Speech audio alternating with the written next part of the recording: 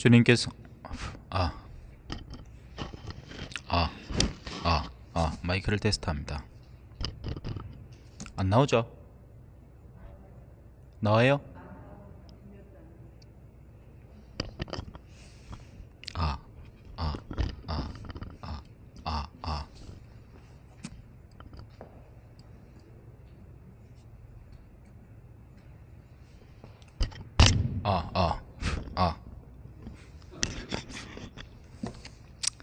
말죠. 큰 목소리를 하겠습니다.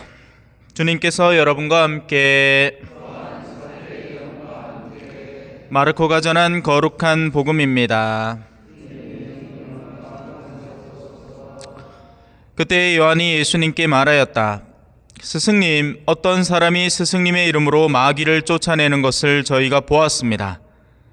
그런데 그가 저희를 따르는 사람이 아니므로 저희는 그가 그런 일을 못하게 막아보려고 하였습니다. 그러자 예수님께서 이르셨다. 막지 마라. 내 이름으로 기적을 일으키고 나서 바로 나를 나쁘게 말할 수 있는 사람은 없다.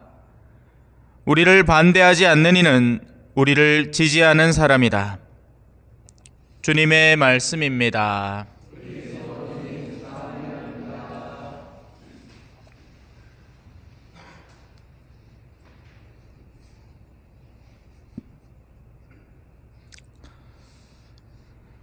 천미 예수님, 오늘 복음에는 우리 편에 속하지 않았는데 같은 일을 하는 사람이 등장을 합니다.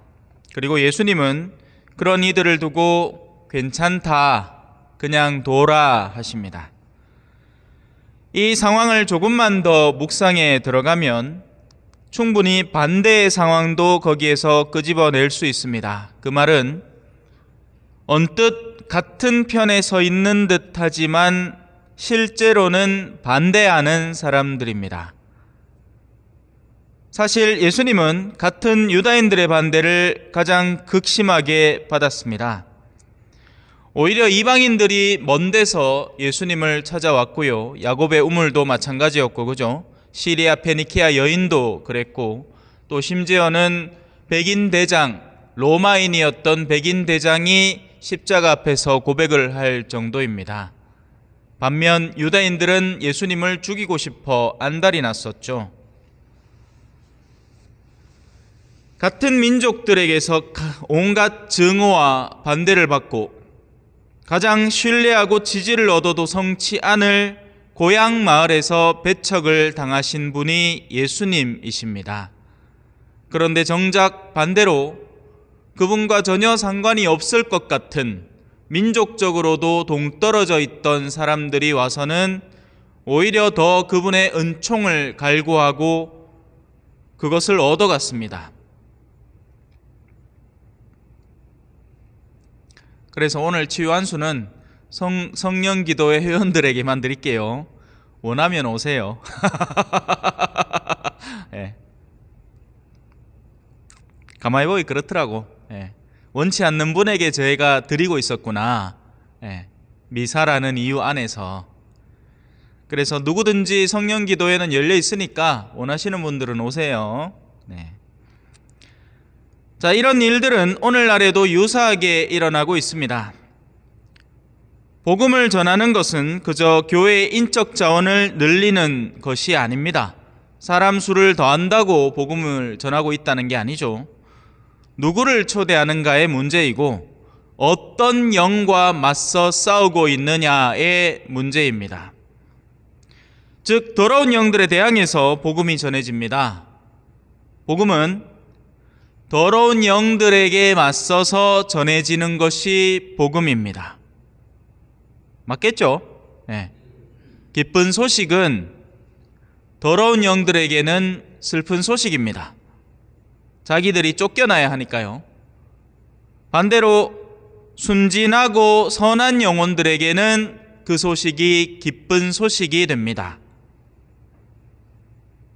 선한 영혼들은 그야말로 복음을 말 그대로의 복음, 기쁜 소식으로 받아들일 테니까요. 단적인 예로 하늘나라에 가면 모두가 같아진다 라고 했을 때 이 세상에서 분리를 애써 만들어 온 사람들에게 그 소식은 얼마나 슬픈 소식이겠습니까? 나는 저런 인간하고 같이 있고 싶지 않은데 라고 생각해 온 사람들, 물론 그런 사람들이 하늘나라에 들어가지도 못하겠지만 조금이라도 자기를 남과 다르다, 내가 가진 돈, 명예, 권력 같은 것들 때문에 나는 저들과 다르다라고 간주해 온 사람이 아니 너 자들하고 똑같다, 아니 오히려 네 마음속에 있던 그 교만 때문에 저들보다 못하고 덜 떨어진 존재다 라는 취급을 받았을 때 얼마나 수치스럽고 자존심이 상해하겠느냐 말이죠. 반대로 아이고 나 같은 기 저런 분하고 같이 있을 수 있나 했던 이가 하늘나라에 갔더니 그분들보다 더 높은 곳에 야 너는 그동안 살면서 나에게 정말 충실하고 마음의 양선함을 지니고 있었으니 10고을을 맡아 다스려라 하면 그 마음에 얼마나 벅차오름이 있겠느냐 말이죠. 바로 거기에 복음이 존재하는 겁니다. 그래서 복음을 전하는 이들에 대항해서 더러운 영들은 항상 반감을 품고 있을 수밖에 없습니다. 선한 이들이 무언가에 반대를 해야 할 때, 이것은 옳지 않다라는 의사를 표현할 때는 항상 정당한 방법을 씁니다. 반면 더러운 영들은 그 더럽고 사악한 내면을 그대로 실행하는 경우가 많았습니다. 그럴 수밖에 없겠죠. 그러니까 더러운 영이지, 그죠? 예. 더러운 영이 의로운 방법을 알겠습니까? 모르는 겁니다. 그들은 어떻게든 숨어서 누군가를 해치는데 특화되어 있는 성향을 보입니다. 그래서 자기들끼리 모여서 계략을 짜고 악한 계획을 성실하게 수행하는 데 특화된 존재들이죠. 그래서 그들이 쓰는 방법은 치졸하고 더러우며 음험해서 선한 이들은 감히 아니 그런 방법을 쓸 수가 있나? 라고 생각하는 방법을 그들은 씁니다. 보통 순진한 사람들이 그래요. 예. 순진한 사람들은 눈도 순진하기 때문에 다 순진하게 쳐다봅니다. 에이 그 사람이 설마 그럴 리가 있나? 그렇게 생각을 하죠. 또 왜 사기꾼들이 껍데기는 멀끔하지 않습니까? 예. 사기꾼들일수록 껍데기가 더 멀끔합니다. 예. 오히려 진실된 사람들은 뭐 딱히 내세울 거 없으니까 꾸밀 줄도 모르고 후줄근하게 댕기죠. 예. 왜 부자들도 그렇다잖아요. 졸부들이나 자기를 꾸미지 실제 부자들은 자기가 부자라는 걸 내세울 이유가 전혀 없기 때문에 굳이 부자라는 걸 드러내고 다닐 필요가 없습니다. 예. 굳이 메이커를, 그래서 진짜 부자들은 오히려 후줄근한 면티 하나 입고 댕기고 가짜 부자들이 어떻게든지 뭐 메이커 막 가방도 뭐 희한한 거 예? 우리 같은 사람 봐도 뭔지도 모르는 거 그런 거 메고 댕기죠. 그래서 언뜻 보기에는 이 선한 이들이 거의 무차별적으로 당하는 것처럼 보입니다. 이건 정말 그럴 수밖에 없는 게요. 준비되어서 공격해 들어오려는 사람을 아무런 준비도 없이 순진하게 끌어안는 사람은 그야말로 고슴도치를 끌어안는 사람과 같습니다. 온갖 가시에 자기가 상처를 입게 되죠. 선한 이들은 기껏해야 정의에 항변하는 정도, 자신의 권리나 수호하려고 드는 정도에 그칩니다. 아무리 악을 당해도 그에게 악으로 되갚으려는 의지조차 발휘하지 못하죠. 왜? 그거 자체를 예수님이 그러지 말라 하시니까요. 그게 선한 사람의 특징입니다. 그죠? 그래서 그들은 누군가를 공격할 의지가 전혀 없을 뿐더러 오히려 거의 대부분의 경우에 용서라는 주제를 안고 그들을 용서하기 위해서 오히려 그런 이들일수록 그 영혼이 얼마나 슬프고 외롭고 힘들고 지쳐 있을까를 염려해 주면서 그럴수록 그 악인은 더욱더 공격해 들어옵니다. 예.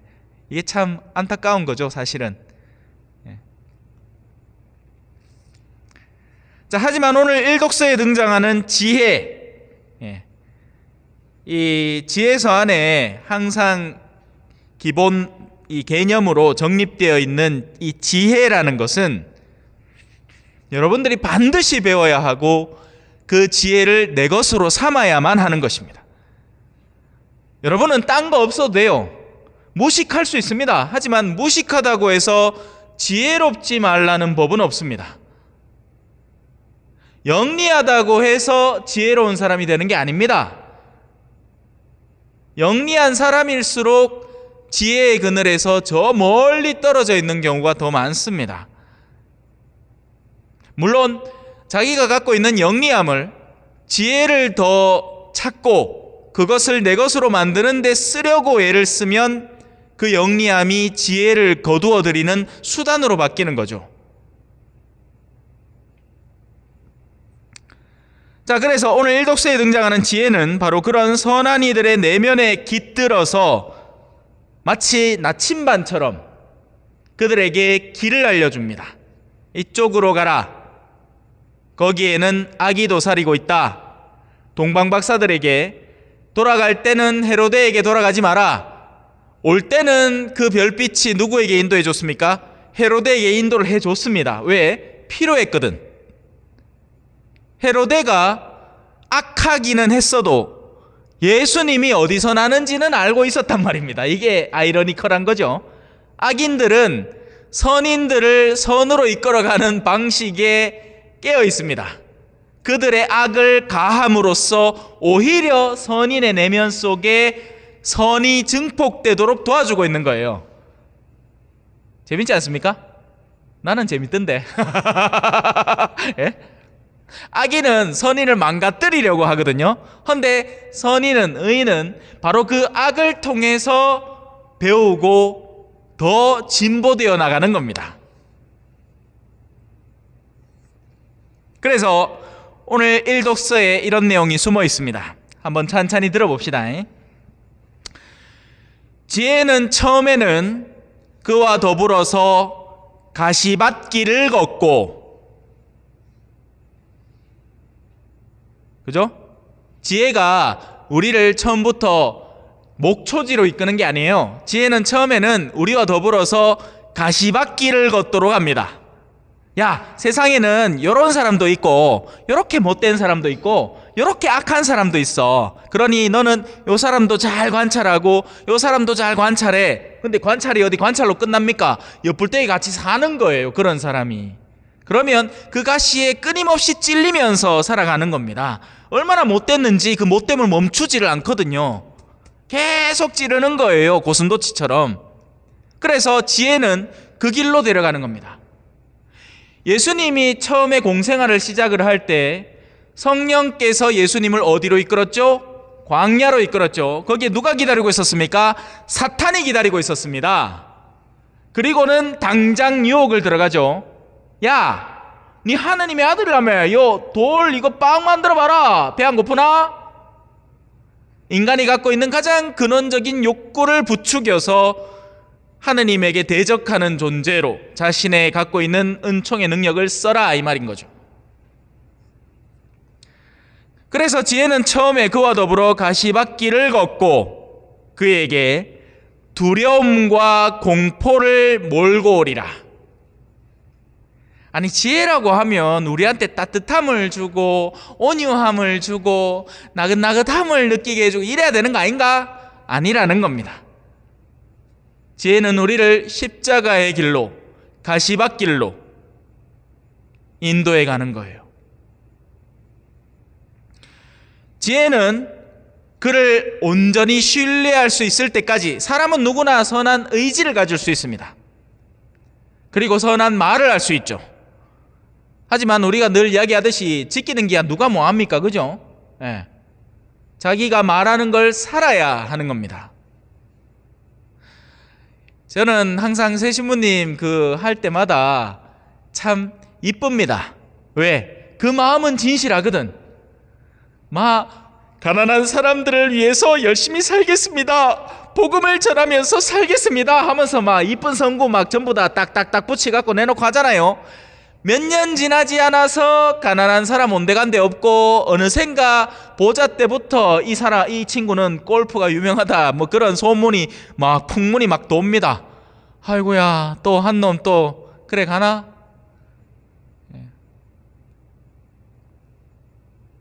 그래서 이놈이 정말 신뢰할 만한 놈인가 아닌가, 지혜는 끊임없이 시련과 가시밭길과 도전의 여정을 통해서 그를 단련해 나갑니다. 그리고 어느 순간에서부턴가 이놈 시키는 족족 잘하네? 이 정도면 포기할 법한 시련도 줬는데 그것도 포기 안 하고 그걸 극복해내버리네? 끝까지 하느님께 의탁하고 오히려 시련이 다가오면 다가올수록 더 강하게 하느님께 기도를 하고 그분의 은총의 힘에 자기를 내어 맡기고, 와, 이놈 꽤 괜찮은 놈이구만. 마더 데레사가 그랬다죠. 이제 인도 캘커타에서 이 죽어가는 이들을 위한 집이 사람들이 자꾸 불어나니까, 그것도 천주교 신자만 오는 게 아니고 오만 때만 사람들이 다 몰려들기 시작하니까 후배 수녀님들이 투덜투덜 대는 거야. 수녀님, 우리 너무 바쁜데요. 지금 우리 기도하는 거 1시간 하는 거 딱 30분만 쪼개입시다. 그러니까 수녀님 뭐라 그래? 오케이, 오늘부터 기도를 2시간 늘리겠습니다.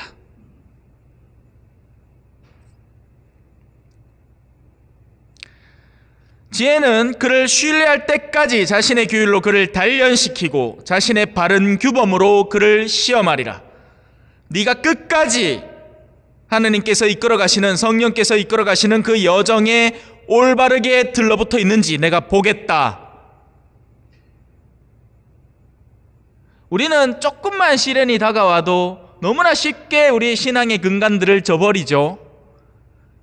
좀에만 뭐 한다 해갖고 주일미사 안 나와보고, 좀에만 뭐 한다 해가지고 규율과 쉽게 타협해버리고 그럽니다. 그죠?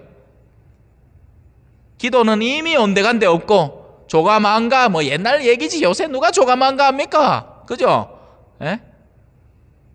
심지어는 식사전 기도도 귀찮아갖고 안 한다. 예. 그러고 나서 지혜는, 자, 이제 이 친구가 충분히 훈련이 되었다, 완성이 되어 간다 할 때 어떤 일이 벌어지느냐? 곧 돌아와서 그를 즐겁게 하고 자신의 비밀을 보여주는 겁니다. 그래서 이 영역은 그 과정을 거친 사람만이 만끽할 수 있는 기쁨의 영역입니다.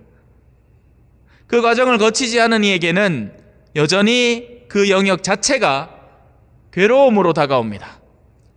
지혜의 내면 속에 숨어있는, 깃들어 있는 보물들이 간단히 얘기하면 이거예요. 하늘나라에 갑자기 천사가 뜩 나타났어. 예, 갑자기 천사가 나타나서 하늘에서 허여 와가 얘기를 시작해. 니 나중에 하늘나라에 가면 하늘나라에는 이런 기쁨이 있고 이런 기쁨이 있고 이런 기쁨이 있는데 그걸 느낄라 하마 지금 네가 갖고 있는 걸 포기해야 된다. 말이 쉽지. 내 인자 참에 인자 해가 인자 수학 들어갈라 하는데 이걸 놓으라 이 말이라. 말이 됩니까? 안 되죠. 그러니까 준비가 아직 안 된 거야. 내 마음이 이미 그것을 내려놓고 처분해놓고 정리가 되었다면 이제 아무런 걸리적거림 없이 천상의 진리를 내가 끌어안을 수 있을 건데, 그게 안 되어 있으면 이 진리 자체가 나한테는 괴로움으로 다가온단 말입니다. 하지만 그게 준비된 이들, 이거 가져가시려고요? 가져가있어. 이것도 빼앗아 가시려고요? 빼앗아 가세요. 이렇게 준비가 단단히 되어 온 사람에게는 그 하늘나라의 가르침이 기쁨으로 선사되죠. 불과 얼마 전까지만 해도 아시는 분은 아실게요. 모르는 분은 모르겠지만 한 분이 돌아가시기 직전까지 자기가 갖고 있는 걸 움켜쥐고는 그걸 가지고 힘을 발휘하려고 들고 있었습니다. 그러니 그분에게는 영적인 선물의 가치가 아무런 의미가 없는 것입니다. 영원 안에서 보상받을 가능성이 있는 일들은 자신에게는 거리낌이 되는 거예요. 그래서 끝까지 쥐고 있다가 결국에는 그것조차도 처리를 못하고 가버렸습니다. 가련한 영혼이죠. 세상 끝까지 자기가 쥐고 있는 것이 자신에게 무언가를 보장해 준다고 착각하고 있었던 겁니다. 바로 그 영역이 이 부분입니다. 그 사람이 신앙생활 안 했을까요? 신앙생활 했죠. 신앙생활 했으니까 그 순간까지도 제가 가서 보게 되고 알게 되고 하는 그 유대관계를 갖고 있었던 겁니다. 하지만 그가 탈선하면, 지금 집에서 얘기해요. 오늘 일독서에 나오는 부분입니다. 그가 탈선하면 지혜는 그를 버리고 그를 파멸의 소나기에 넘기리라. 이제 다 돼갑니다. 좀만 참으세요. 지혜는 그가 사랑하는 일을 힘든 경로를 통해서 훈련을 시키고 단련시켜서 마침내 그를 성장시켜냅니다. 참 지혜는 대단한 분이에요. 지혜를 인격화해도 됩니다. 성모님 당신 자체가 어떻게 보면 지혜의 여왕이죠.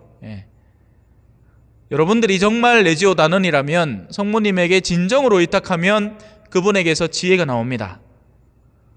오늘 우리가 기념하고 있는 성령도 마찬가지예요. 성령은 지혜의 원천 아닙니까?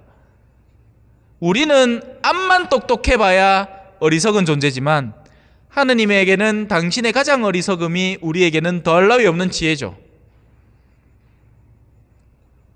그리고 난 뒤에 그가 자신의 수고의 보람을 맛보게 합니다. 얼마나 달고 감미로운지. 아까 이제 주보회의하면서 저한테 저녁 먹었나 묻는데 안 먹었다 했습니다. 이따가 성경기도회 때 간식거리 있다고 들었거든. 그러면 이게 배가 살짝 고프면 그게 2배, 3배로 맛있어진단 말입니다.